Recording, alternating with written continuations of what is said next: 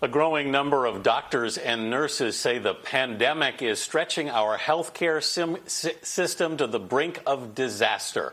Our national correspondent Jericka Duncan has talked to healthcare workers on the front lines. Jericka, one doctor says he was actually fired for speaking up.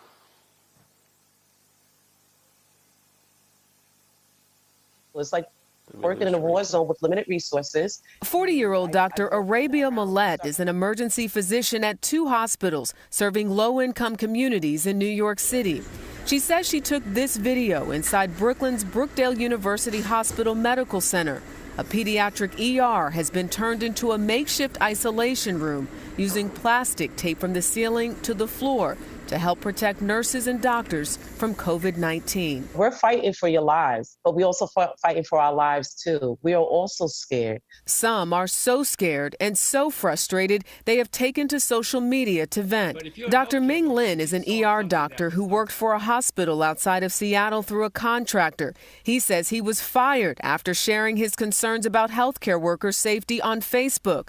His employer, physician contractor Team Health, said in a statement that it has not terminated Dr. Lin. A lot of us are intimidated from talking. A lot of us, choose to remain anonymous is because our voice is suppressed. Everywhere you turn, the emotional toll this pandemic is taking on medical professionals is palpable.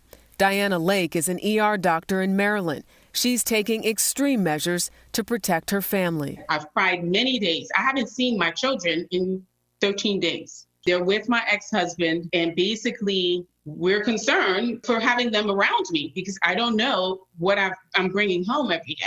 I reached out to my therapist and said, I need you again because this is hard. This is tough. I don't want to carry this burden on me. I'm not ashamed of that because this is a part of mental health.